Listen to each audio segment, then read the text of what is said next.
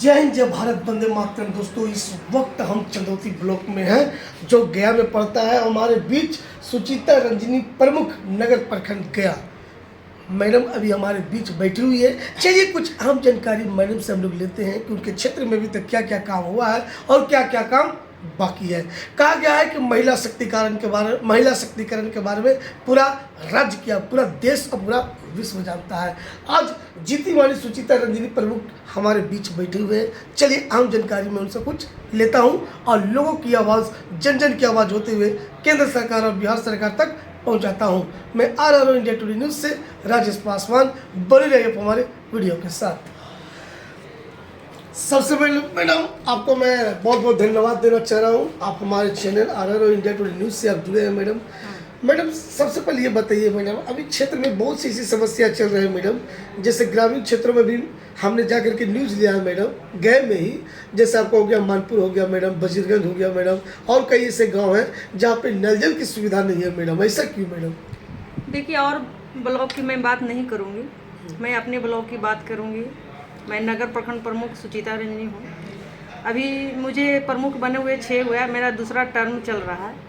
और मैं आपको बता देती हूँ कि अच्छे काम करने के लिए मुझे पंचायत सशक्तिकरण पुरस्कार से नवाजा गया है। 2020-21 में राष्ट्रीय अवार्ड लिए थे हम 25 लाख का।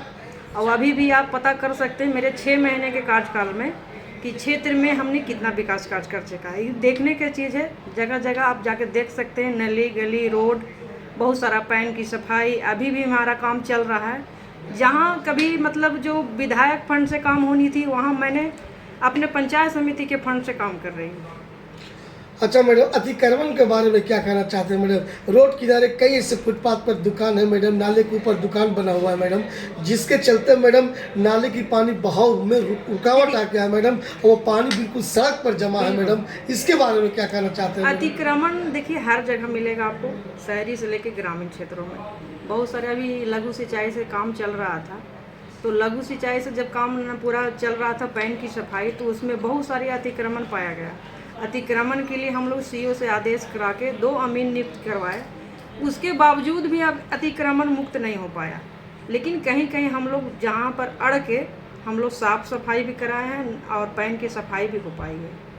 प्रधानमंत्री आवास योजना के बारे में क्या कहना चाहते हैं मैडम? प्रधानमंत्री आवास योजना के बारे में मैं आपको ज़्यादा कुछ नहीं बताऊंगी, लेकिन उसका सर्वे कर लिया गया है, सारा डाटा रिकॉर्ड कर लिया गया है और बहुत जल्द उसका अनुक्रमण भी होने वाला है। उसका पैसा भी सभी लोगों को, लाभुक को खाते में जाने वाला है।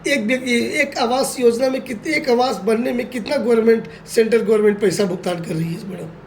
एक आवास में मात्र 1,70,000 कर रही है लेबर पेमेंट देने के बाद, और उसमें लोगों को आवास बनाना है। तो मैडम इतना में क्या आवास बन जाएगा मैडम? क्या आपने आवाज अब सरकार देखिए मॉडल एस्टिमेट है, उसको पर हम लोग नहीं कर सकते हैं। जैसे आप मॉडल एस्टिमेट अगर आप हम लोग नहीं आवाज नहीं बनाते उठाइएगा हैं, मैडम तो कौन उठाएगा मैडम? जेई बनाते हैं, इंजीनियर बनाते हैं, उसको मैं नहीं बता सकती हूँ कि उसका एस्टिमेट क्या है।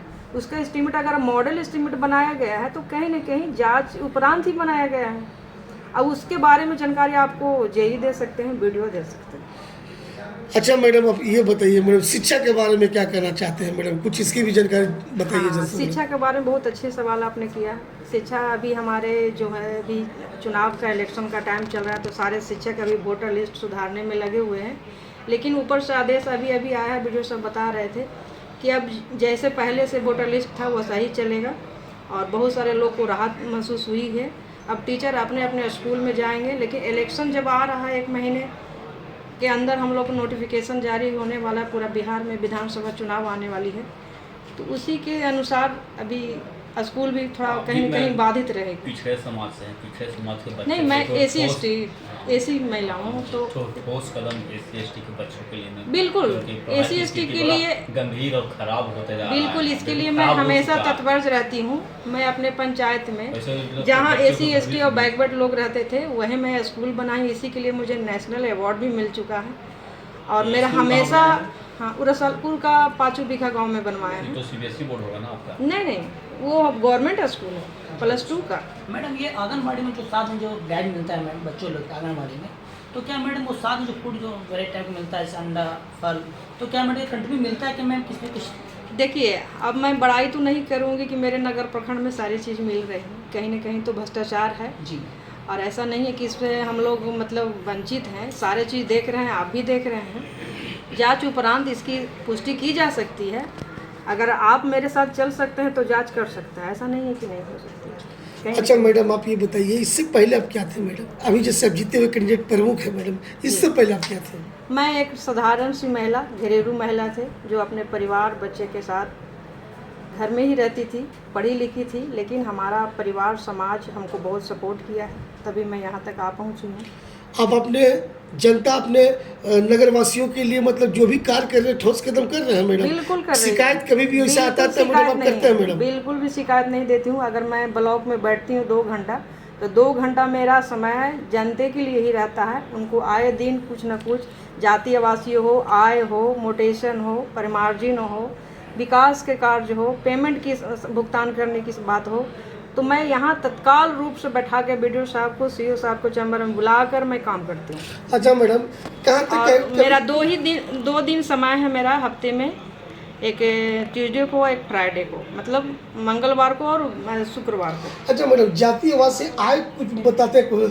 बहुत से ऐसे विद्यार्थी होते हैं कि सर जातीय आवास से आय ब्लॉक से बनाते हैं तो यहाँ पे जाकर घूसखोरी होता है, जातीय आवास सही टाइम पर बन नहीं पाता है, इसके बारे में क्या कहना चाहते हैं? बिल्कुल सही बात है, ऐसा होता है, लेकिन मेरे पास जो लोग आते हैं उनको ये सब चीज़ें से गुजरना नहीं पड़ता है। मैं सभी आपके माध्यम से जनता लोग को अनुरोध करती हूँ कि आपका अपना जनप्रतिनिधि जब ब्लॉक में बैठा है तो उनसे मिलिए, उनसे कांटेक्ट करिए। मेरा मोबाइल नंबर सभी के पास है। अगर कोई आपसे पैसे की मांग करता है, मेरा स्टाफ मेरे ब्लॉक के अंदर, आप मुझे इन्फॉर्मेशन दीजिए, मैं उन पर कड़ी कार्रवाई करूंगी। अपने उनको यहाँ से लेकर डीएम साहब से लेकर सरकार तक लिख सकते। मैडम अभी आप अर्जेंट में भी प्रमुख आप हैं मैम जी, तो मैम मेरा ये कहना है कि आपके नज़र से क्या कमी लगता है मैम जो बिहार सरकार को पूरा करना चाहिए?